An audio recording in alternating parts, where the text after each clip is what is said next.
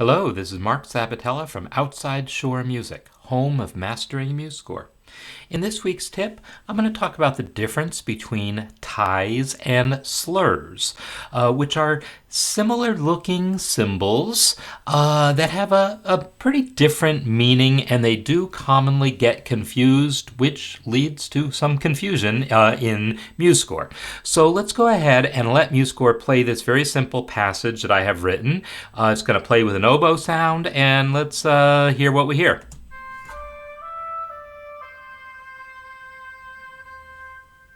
Now, you noticed how MuseScore played that last note? You might be looking at this and thinking, well, it shouldn't have played that note, it was tied. But this is not a tie.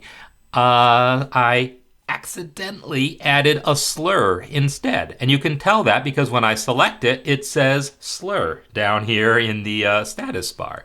So instead of adding a slur, which is this icon here on the toolbar showing 3 different pitches connected with a curve, instead of adding that, let me go ahead and delete that slur. Instead, I want to add the tie, which is the icon shows 2 notes of the same pitch and only 2 notes connected, because ties only connect 2 notes and they're always the same pitch. So if I add the tie now let's hear it.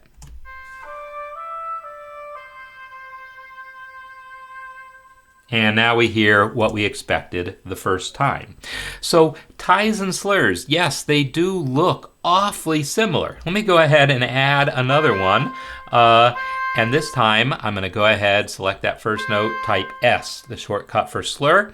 And let's kind of zoom in and take a look at the difference here. Yeah, they are really, really similar looking. That's not MuseScore's fault. It's just the way music notation is.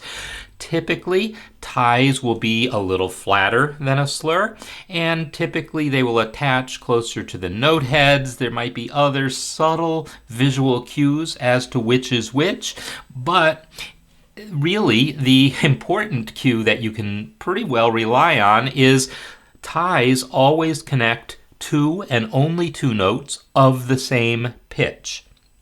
Slurs can connect multiple notes. Like I can select all the way from this C to that D and add a slur, and it will now connect across all of those notes. In fact, I can select that slur and press Shift right and extend that slur all the way to the end of that. And this is indeed how you do it. The normal way to extend a slur over a tie is to include the full duration of the tied note.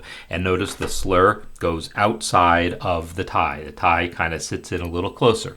So those are some things to know. What does the slur mean? Well, it means play it a little more smoothly. If you're playing it on a wind instrument, it might mean, here, let me pull out my recorder. It's the difference between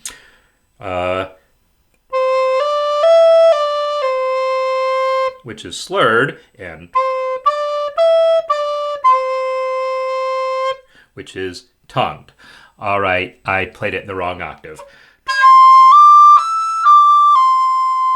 Slurred,